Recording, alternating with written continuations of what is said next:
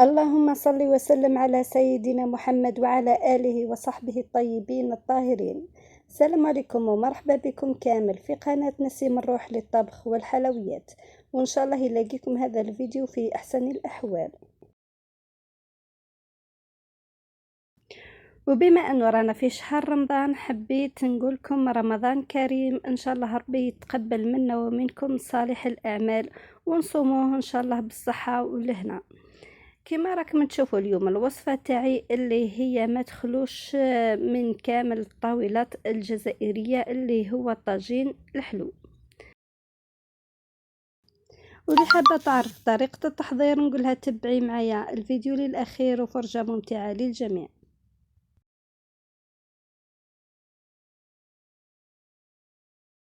ونبداو على بركة الله بالمقادير. اللي هنا عندي العين، بالنسبة للعين من الأحسن نجيبو النوعية اللي تكون مليحة هكذا باش ما طيحلناش في الطاجين. عندي كمية من الزبيب، ولهنا عندي شرائح من الأناناس، وكمية من الفواكه المجففة المشكلة، ولهنا نسيت ما حطيتش معاهم المشماش.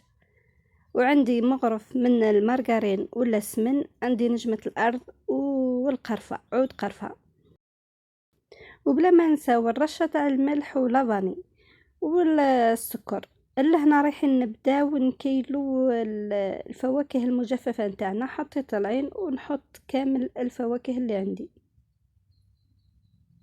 انا لهنا كنت كيلت من قبل، جاتني كيله بهذا البول.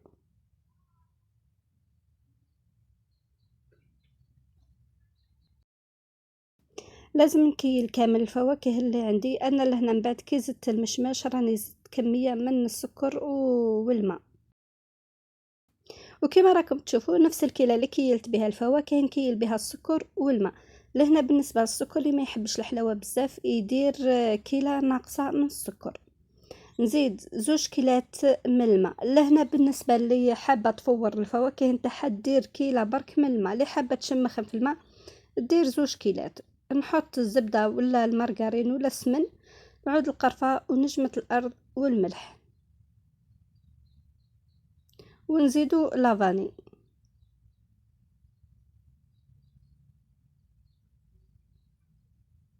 نخلطهم مليح ونحطهم فوق النار حتى يغلو.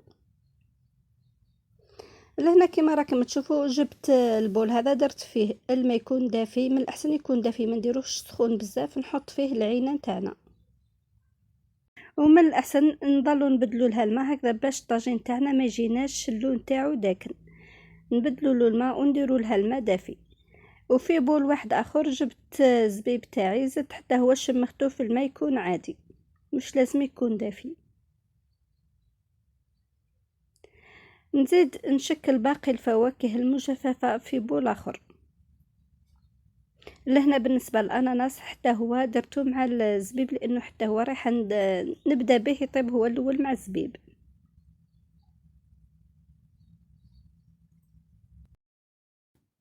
وبعد ما الماء والسكر غلالي مليح، لهنا جبت زبيب واكيد بلا ما نساو المشماش والاناناس نغسلهم مليح لانه هذو تاع الميزانه البنات رايحين يهزوا لنا التراب. نشللهم مليح ونخليهم يقطروا ونديرهم في الماء والسكر تاعي يطيب. لهنا كما راكم تشوفوا بعد ما دخلهم الطياب ما بقى لهمش بزاف باش يطيبوا مليح، راح نزيد باقي الفواكه اللي مازالت. العين والفواكه الاخرين حتى هما ما ياخذوش وقت كبير، نخليهم يطيبوا.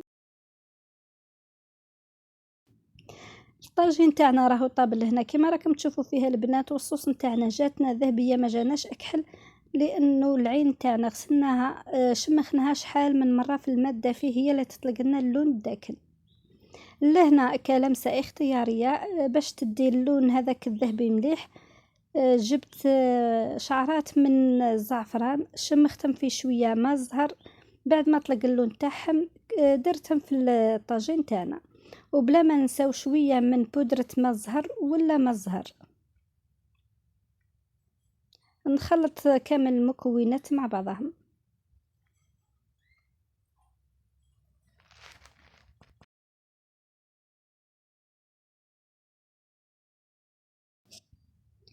وفي الاخير لهنا رايحين نحطو الطاجين نتاعنا في صحن التقديم. اكيد كل وحده رايحه تحطو حسب الرغبه تاعها وحسب الديكور اللي تبغيه.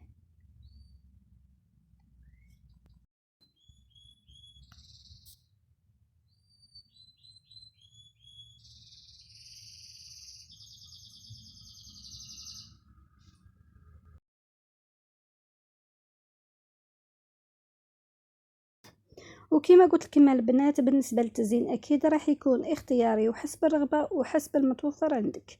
انا لهنا زينته بشويه من الجوز ورشيت عليه من الفوق بالجلجلانيه. وانتي اذا ما كانش عندك الجوز تقدري تزينيه بشويه لوز محمص في الزبده. اذا ما كانش عندك تقدري ترشي عليه الجلجلانيه وهي تكفي.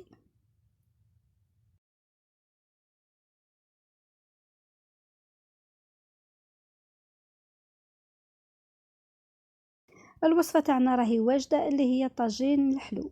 كما راكم تشوفوا فيها البنات الفواكه تاعنا طابت لنا الزبدة الصوص نتاعنا جانا اللون تاعها ذهبي، ما جاناش اللون داك اللي باش عنا المنظر تاع الطاجين تاعنا. انا نقول لكم البنات جربوا الوصفة هذه واكيد النتيجة رايحة ترضيكم.